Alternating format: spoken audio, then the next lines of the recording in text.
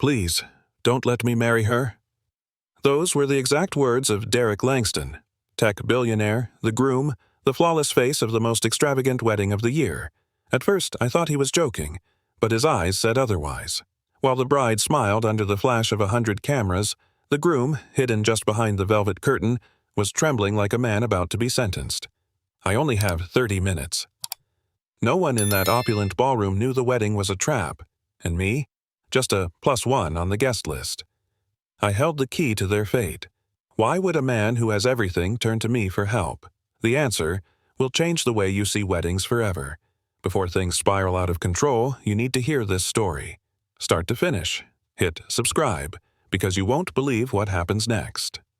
I'm Maya Brooks, 42 years old. I live alone in a 2-bedroom apartment on the south side of Atlanta. No husband, no kids, no one waiting for me to come home at night. I used to teach science to young black girls at a public school, where the desks were chipped, the chalkboard always dusty, and dreams were compressed into free lunch trays. Now, I plan events. I know how to make a wedding sparkle, the right flowers, the right music, the right lighting to cover every crack. I'm good at making other people look perfect. I just never used those skills on myself. My life is neat, safe, predictable, until I got the invitation, embossed, gold-trimmed, with my name handwritten in ink. From him, Derek Langston. I met Derek exactly once, 5 years ago, at a gala for girls' STEM education programs. I was the coordinator. He was the biggest donor of the night. He arrived late. No fanfare, no bodyguards, just a gray suit, a plain tie, and eyes that actually listened. We talked at the buffet table, about education, about his mother, who used to clean houses so her son could go to school, about the kids trying to break through the ceiling the world sets for them. When the band played their final jazz number, he held out his hand and said, "We've got 3 minutes before the VIPs arrive. May I have just one?" We danced. No rush, no clumsiness, no expectations. And in those 60 seconds, I saw a real man, not a magazine cover. The next morning, I got a message. "Thanks for the dance. You reminded me of my mother." No exclamation point, no follow-up, but it stopped my heart for a beat. I started to write a reply, then deleted it. Not because I didn't want to respond, but because I didn't know who I was in that moment. A week later, I heard he'd invested in a wave of new startups. Then he was on magazine covers, then he vanished. From my view, like that night never happened. I didn't blame him. We were from 2 very different worlds, and sometimes the truest moments are only meant to happen once. I folded that memory away, tucked it in a drawer in my mind, until I saw my name, written in bold black ink, on that luxurious wedding invite. I found the invitation wedged between a power bill and a pizza flyer. Thick, heavy, gold-edged, the silk paper cool to the touch. My name was handwritten in fine black ink. Deliberate, personal. Inside, an invitation to the wedding of Derek Langston and Celeste Waverly. Date, time, location, Sterling Manor, Napa Valley. I read it 3 times thinking it had to be a mistake. We weren't in touch, had no ties. There was no reason I should be there. I called Tanya, my best friend. She said just one thing. "Go, what are you waiting for?" I didn't know what I was waiting for. Maybe an excuse to say no. But that night I booked a flight. And the next morning, I went looking for a dress. I couldn't afford. Sterling Manor sat on a hill, its driveway lined with white gravel and perfectly trimmed trees standing like soldiers. My car pulled in between a Bentley and a silver Rolls-Royce. I stepped out, avoiding my own reflection. The wind tugged at my hair, and the borrowed heels already hurt. Inside, it felt like walking into a magazine spread. Couture gowns, satin ties, jewelry catching the light from crystal chandeliers. They spoke in soft tones. No one laughed too loud. I walked slowly, shoulders back, like I belonged, but every glance slid past me, like I was a typo on the invitation. No one recognized me, and I didn't belong to any group in that room. I was looking for table 18 when a young server gently touched my sleeve. "Excuse me, chef needs an extra set of hands in the garden area." His voice was soft, polite, but loud enough that 3 nearby guests turned to look. I froze, took a beat before I could answer. "I don't work here." He blushed, mumbled an apology, and hurried off. I heard someone chuckle behind me, a quick, tight laugh, like a period at the end of a sentence. I kept walking, clutching the borrowed purse from Tanya a little tighter. I didn't blame the server. I've worn the uniform, carried the tray, in places just like this. But this time, I wore a cocktail dress, and somehow, that made it harder for people to accept. I had just sat down when I saw him. Derek was near the stage, surrounded by a group of guests. Tuxedo tailored, shirt collar sharp as a blade. He smiled, nodded, shook hands. Everything perfect, timed, polished. But when his eyes met mine, everything shifted. He paused. His smile faded for just a second. And that look. It wasn't surprise or happiness. It was relief, like someone who just found the exit. I didn't wave, didn't move. We just stared at each other across the music and the glassware. One brief glance. But I knew he was sinking. And for some reason, I was the only one he believed could pull him out. Celeste entered like the room had been waiting for her all along. A white dress clung perfectly to her frame, hair swept up in a flawless bun. Jewelry just loud enough to say she had money without needing to prove it. People made way for her. They didn't speak, but they watched. She didn't smile at anyone for more than 2 seconds, didn't hug anyone more than once, and when her eyes passed over me, they paused.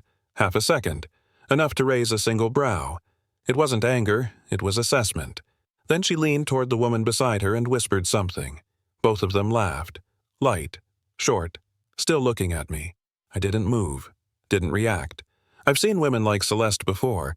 They don't have to shout to make you feel like you don't belong. I was pouring water when an older woman approached. Platinum hair, white gloves, voice smooth like velvet over ice. "Are you with the catering staff?" She tilted her head, smiled politely, the kind of smile meant to hide something sharper.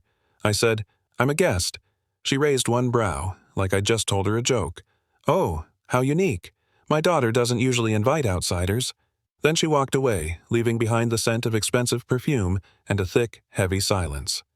I stood still, not angry, just tired, because it wasn't the first time I'd been called by names that weren't mine. Have you ever been in a place where people look at you like you took a wrong turn? They don't have to kick you out. They just make you feel like you should leave on your own. I stepped into the hallway for some air when I heard footsteps behind me. Maya. His voice was low, barely a whisper. I turned around. Derek stood there, unblinking, the smile gone from his face. "Everything you saw today. It's all an act." "I can't marry her." I stared, waiting for an explanation, but he just shook his head, like every word might be a trap. "They're forcing me. Her family. They have something that could destroy me." Before I could ask anything, a server walked by. Derek stepped back, adjusted his tie, face reset to perfect. "I'll explain more. Later." And then he disappeared into the crowd like he'd never been there. Celeste found me standing alone near the path to the garden. She smiled, graceful, confident, and handed me a small leather suitcase, just big enough to carry in one hand. "A little gift for your unexpected appearance." I didn't take it, just looked at her. She kept smiling, but her eyes stayed cold. "You know you don't belong here, and I know you don't want a scene." She set the suitcase down on a bench, soft, unforced. "No one has to know. Just walk out the gate. The car's waiting." I stared at the silver clasp gleaming under the lights. I didn't have to open it to know. It held the kind of chances I used to dream about. But the price was silence, and disappearing like I never existed. I stood there, staring at the suitcase on the bench. Small, sleek, expensive, like a perfect container for silence. Everything came rushing back.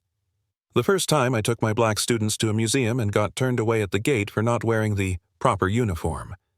The time I applied for a job at an event firm, and they told me I was better suited for behind the scenes.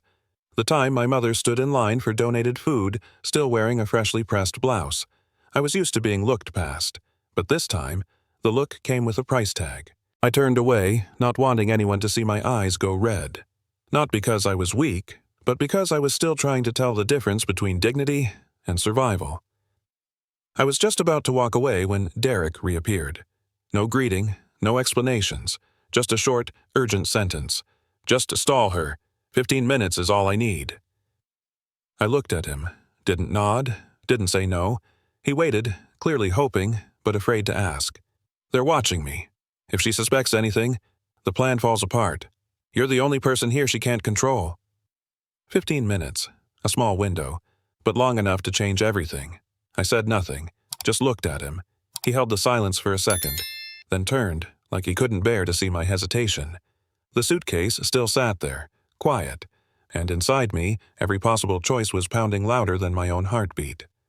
I don't know why I walked, only that my feet carried me straight down the hallway, the one reserved for family and event staff. A staffer glanced at me. I smiled softly, nodded. He didn't question me. The last door was slightly open. I knocked twice. "Come in." Celeste stood before the mirror, already in her wedding dress, champagne flute in hand, posture carved from marble. A bridesmaid adjusted her veil, but Celeste waved her off. I stepped in, keeping my voice calm. I just wanted to say, "Congratulations," before the ceremony. She looked at me through the mirror. No offer to sit, no quick reply. She simply raised her glass and said quietly, "Actually, I was just about to find you." Celeste set down her glass and turned to face me. "You and Derek have met before, haven't you?" I kept my expression neutral. "Just once. A long time ago." She smiled, gentle but sharp. "I know. He once mentioned a teacher, a dance. Seemed like a fleeting but charming memory." I stayed silent. Celeste stepped closer, now just one arm's length between us. "I've always admired people who hold themselves together when everything around them feels unfamiliar. It's not easy walking into a place where you don't belong, is it?" No venom in her tone, but the sting was there. I could feel each word placed like bait, measuring my response without needing to strike, and I understood.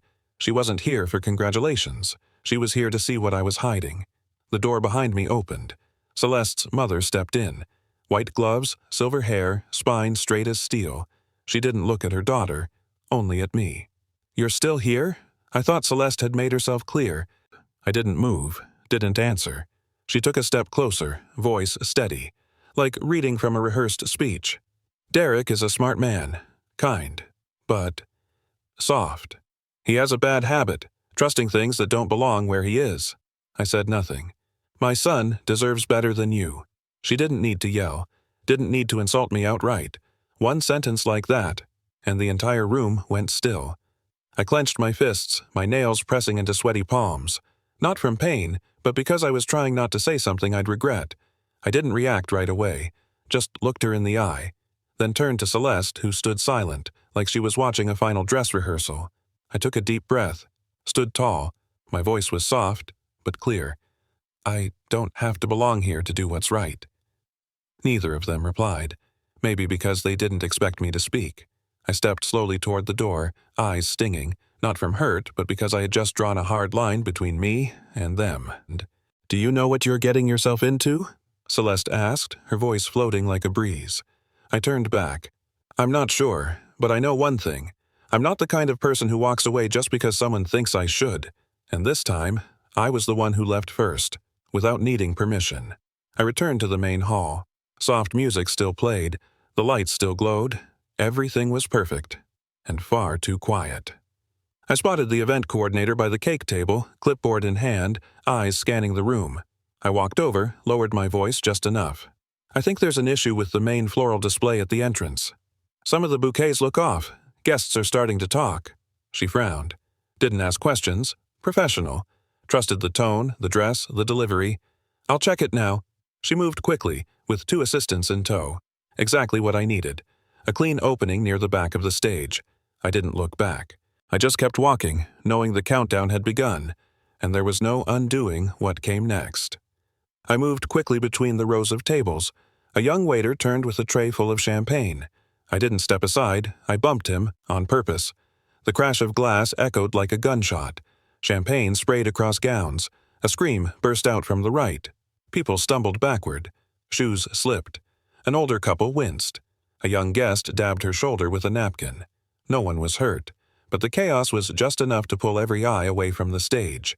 A few staff rushed in. Someone called housekeeping. I stepped back into the shadows near the kitchen doors. My hands still shook, but my heartbeat was steady.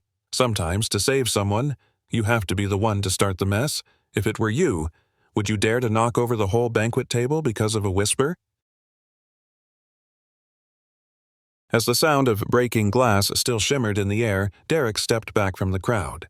He didn't run, just walked quickly with purpose, like a man heading toward freedom. Wedding dresses, lights, flowers, and murmurs cloaked him like curtains on a stage. No one noticed the groom slipping away from his own wedding. He turned into a side hallway meant for staff. There, a small leather bag was waiting, plain clothes, a cap, a black jacket. He changed fast, removed his tie, took off his watch, stood before the mirror, and took a deep breath, staring at himself. Not as a billionaire, but as a man stepping away from a life charted for him by others. Some journeys don't need applause, just an open door, and the courage to walk through it. I left the corner just as I saw Derek disappear through the kitchen doors. That hallway was crowded, but no one noticed a black woman in a simple dress. I lowered my head, walked quickly, weaving past food trays, dodging the eyes of security near the turn. A staff member rolled a cart across the path. I slipped in behind it, kept my breath low. My heart pounded like a small drum in my chest.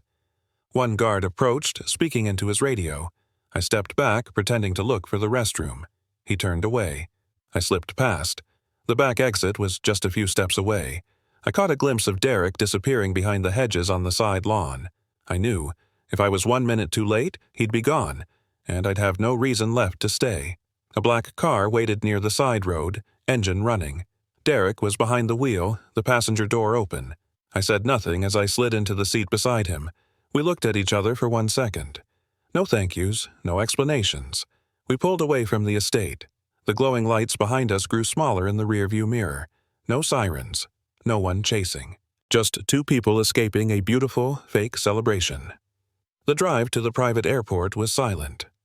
Only the wind slicing through the cracks and the quiet hum of tires on asphalt. When we arrived, a small jet was ready. The stairs were lowered, lit by soft yellow lights. Derek paused and looked at me. "You can still turn back." I shook my head. "We go." The plane door was still open. Wind from the runway whispered through the cabin. We sat in the car for a few more minutes, light from outside blurring across the glass. Derek rested his elbows on the wheel, eyes distant, voice heavy. "I've made the wrong choices before."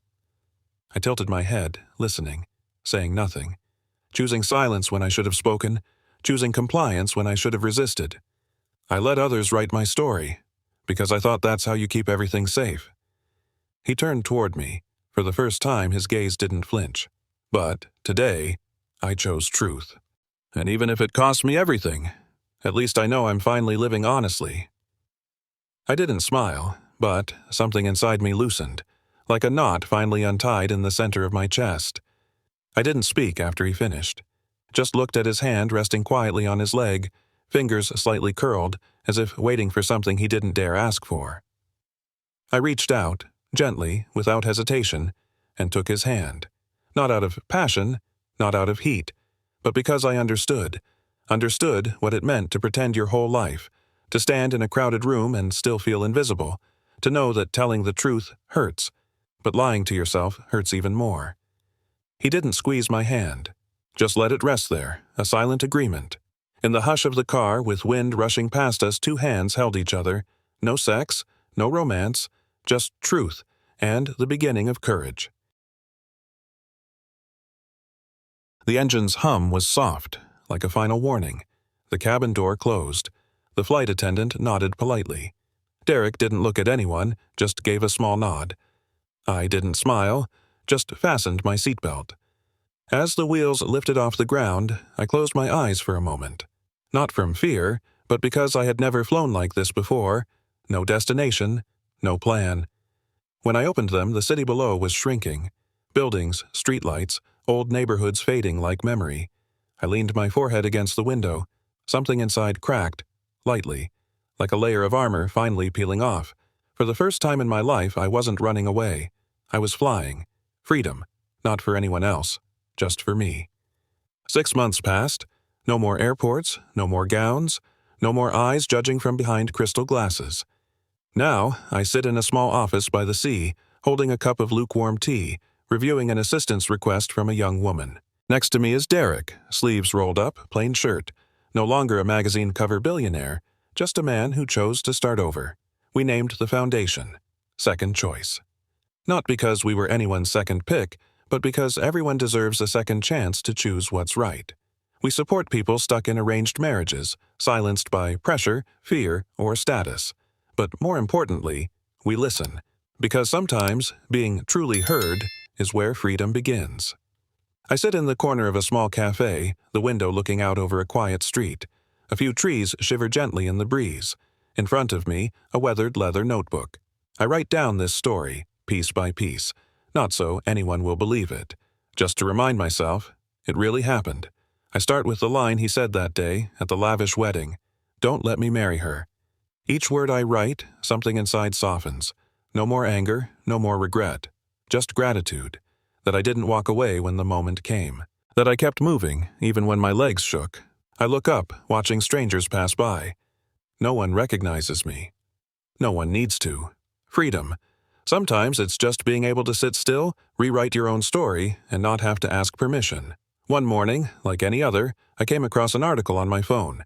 Billionaire wedding canceled last minute. Celeste Van Allen speaks out. I clicked.